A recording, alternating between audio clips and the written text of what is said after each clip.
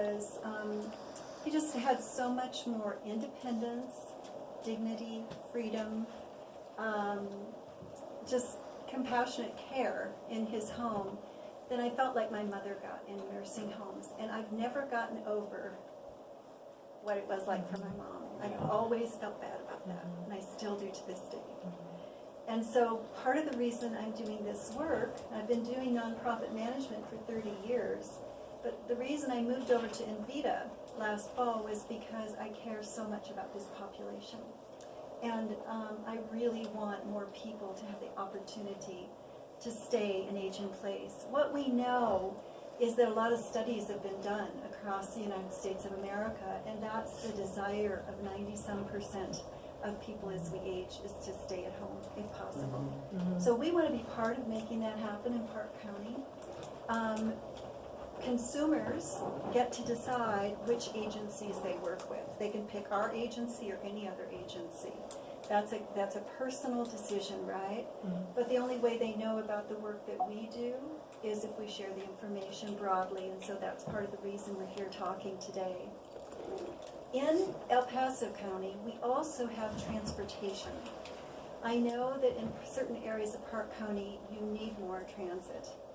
We can couple together both transit and home care if we have enough home care clients. So we have to have 4, 5, 6 home care clients. I think David said it was 5 we had to start. Yeah.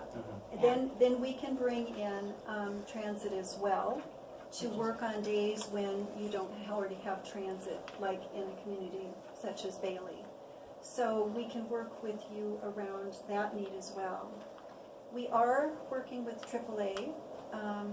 They have funded our transit in Colorado Springs for years and years and years, and we have a very wonderful standing with them, both in transit and home care. We focus our attention on Medicaid clients, but we can serve other clients as well. We can serve private pay. They can be funded through AAA funding to get home care, or so private care, private pay, Medicaid, or AAA funding. Do you take insurance, like long-term care insurance? We could. Okay. We haven't done that yet, but we're poised to be able to do that soon. Okay. Yes. Do you bill Medicare or just Medicaid? Just Medicaid right now. We may move to Medicare in the next couple of years, but right now Medicaid is keeping us plenty busy, and we're not yet ready for Medicare. Just 2 quick questions. Do you provide housekeeping? And you do. Oh, okay. So that's the homemaker That's a piece. homemaker. The homemaker counts program. as cleaning and cooking Okay. And in a laundry. broad sense, yeah. Laundry, we pick up groceries. We can pick up groceries and bring them in and cook. Do you do other errands? They'll sometimes lump like pharmacy trips and whatnot into the grocery shopping piece. So yeah. So, you guys are just now entering Park County, correct? We've been able to serve Park County through Rocky Mountain Options, Okay, through Medicaid, correct. and now we're looking into expansion with AAA and the SLS waiver. Because I was talking to our area Ray person, and I sent them your name today because I heard you guys were coming, and they hadn't heard of you yet. So I'd love to get you guys in front of our area Ray representatives and our CCJ representatives. We would love that too. Okay, I would love that. And just let me say that I did reach out to the Ray representative. Ashley? No, it's somebody else. Ashley's your Park County person. Okay, I would love to get that from Okay. him. But I did reach out to Ray people a week or so ago and discovered that we're not on their list. You're not. So we do need to make that happen. Let's do that. Okay. This is great. Yes. Great conversation. I have a question. Yes. What if the person does not have family or friends capable? Do you then provide somebody who comes, in this case, up the hill to? So we can train caregivers to go into anyone's home who would be basically strangers. But what we prefer Sure. is having someone from the community who they might know of and feel safer with because they're from the region or from the community of Bailey or somewhere around. so that they, their neighbor knows them or someone else knows their family, so it feels more secure. But we're responsible for finding other caregivers. Sometimes one of the challenges is if there's not a large employee pool, it's a little bit challenging to find folks. But more and more, even high schools and community colleges are training young people to be able to provide this kind of care. And so we will couple with those to bring along folks that have already gotten some training, and then we'll provide the rest. I have 2 people already that are interested. What's the process of training? In being a caregiver? Yes. So we require, it's called 6 topics of self-learning. So we send out information where they have to read 6 topical areas, and then they have to take testing, which is called verification. Okay. And that's, the state requires that. And then we have 6 other topics that we offer during the year.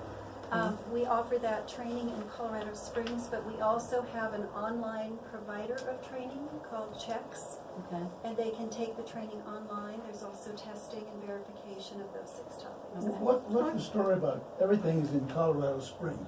Do they know that the Colorado has other cities in them? I mean, everything. I'm not kidding. We were in a meeting down there.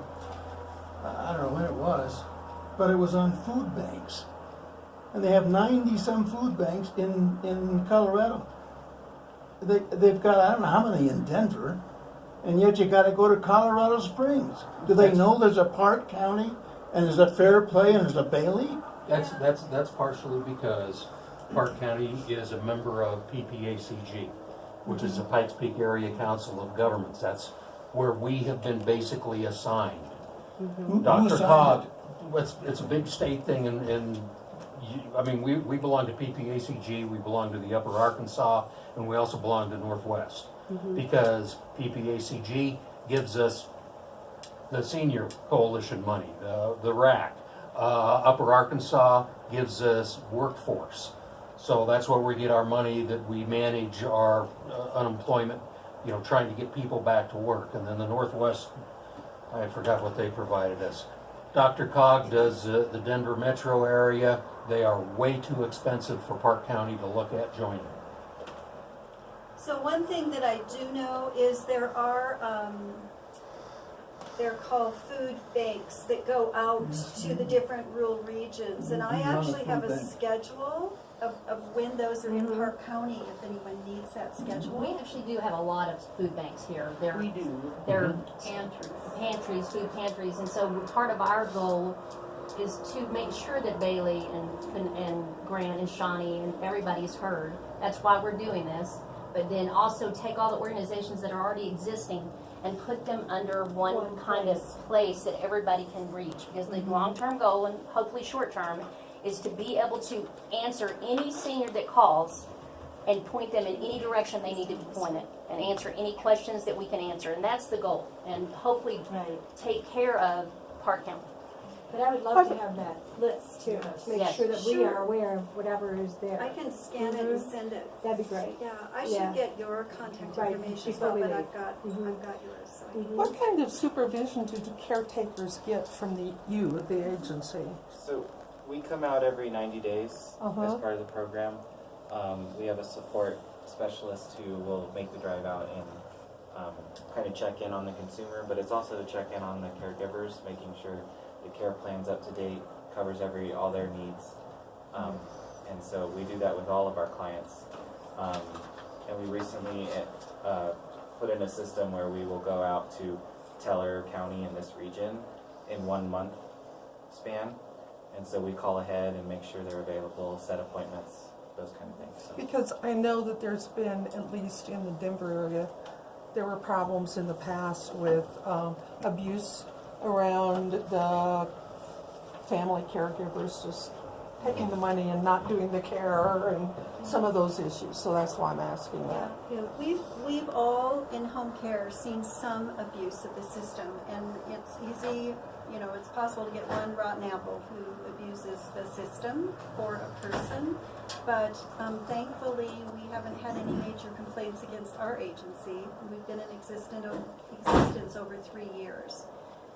Our satisfaction rate from our consumers is 97%. Wow, that's really And nice. we do check in. I actually call after we've hired an employee to check in on them and the consumer within 1 month after, and then we go out for a home visit every 90 days. Do y'all do volunteer checks through your company?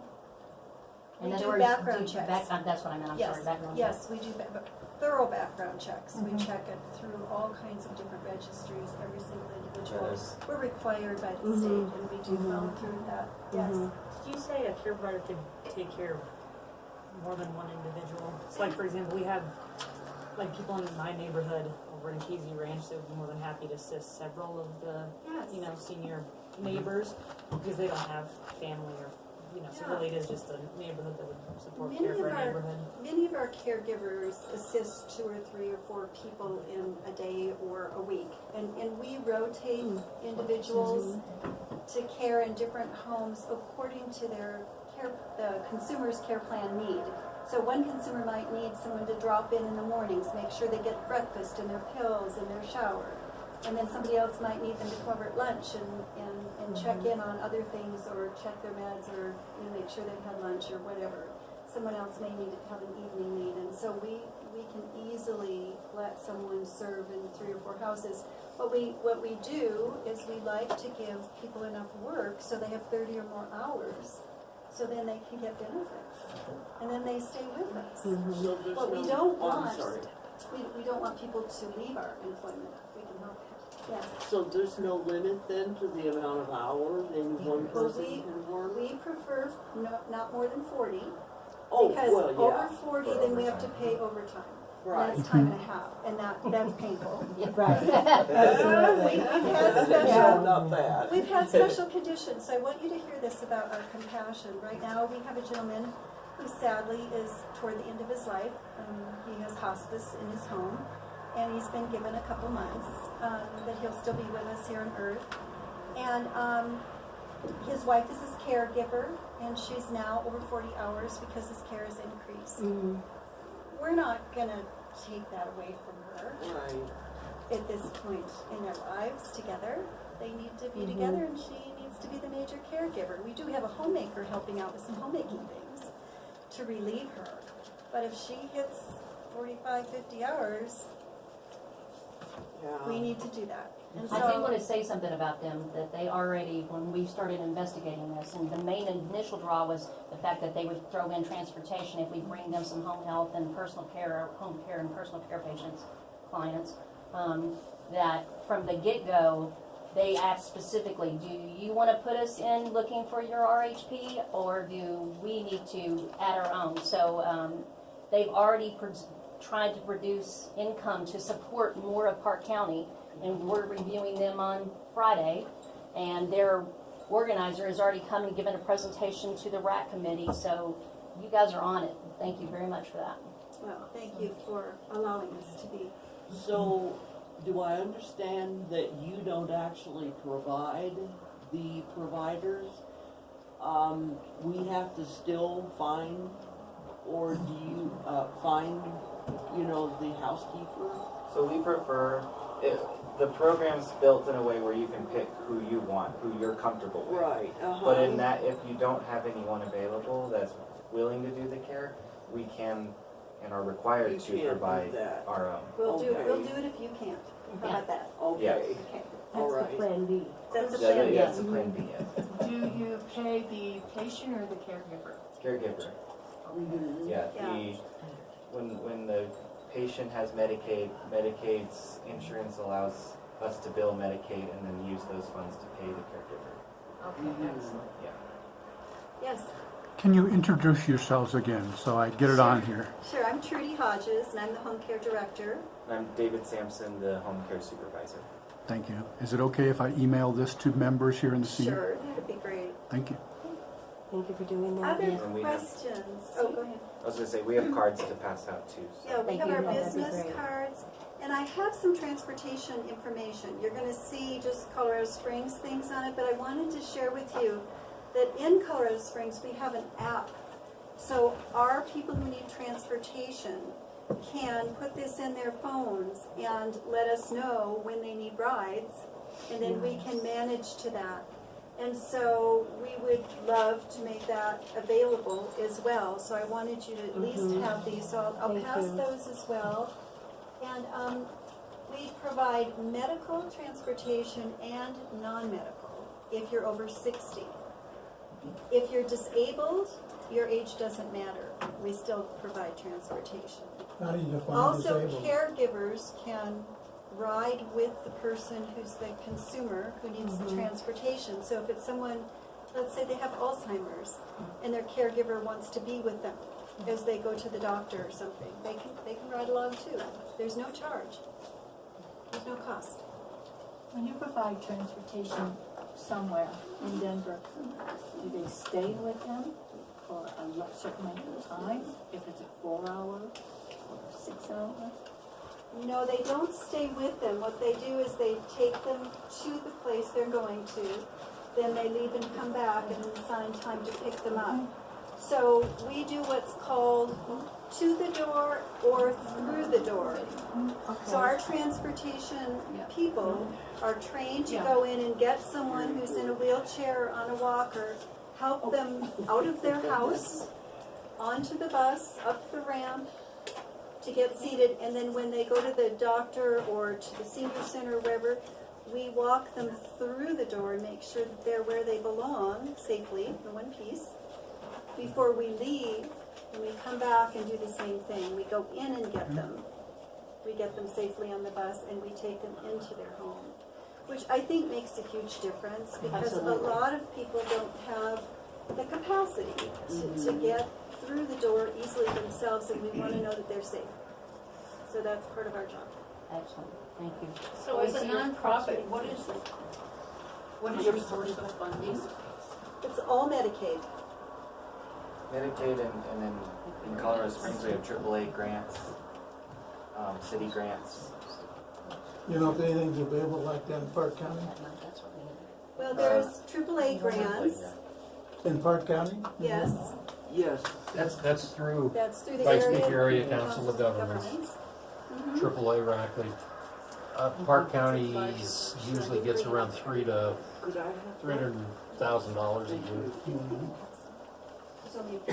I just think it's great that they just really just called and said, hey, do you want us to add you guys to the RFP? Let's start looking and let's start doing it. And y'all have done it. I'm just very, very, very happy. Thank you for being willing to serve Park County.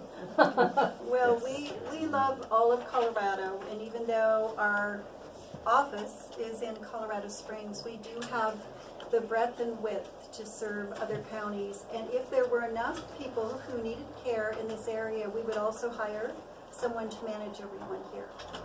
Well, that's the goal. That would be the goal. Yeah. Oh, man. And that would help us too, to have someone local, which we would love. Yeah. We would love it. You have one? We're good. What's the number of people that you would need to justify somebody here? To justify someone here, probably, to get transit would be 5 people, probably to justify someone being here somewhere between 10 and 15. I've got 20 for you right now. You we do? go. Guaranteed. Oh my we serve all Medicaid at my clinic. Oh, that's wonderful. What's the name of your clinic? I'm sorry. Centura Health in Evergreen. Centura Did Health. you get my card? I did. Okay. I did. I'll give you mine. So you actually have 20 people in Park County? Probably. Wow, that's great. Wow. That would I just be ran my Park County numbers. ideal. So We could do that, and we could work I together, have more honestly. people that need We could make it happen pretty quickly. Yeah, let's. Yay! Exactly what This we're is looking a for. job created. You don't have one, just two, okay. I don't think mine made it all the way around. I don't think. Oh, it you did. didn't make, Commissioner oh, Buer, okay. I want to talk a meeting to you back up if here. you're interested. And Yes. George, Mountain Ranch if Human you Health could Services send me an meeting is email. that date. Okay. I don't have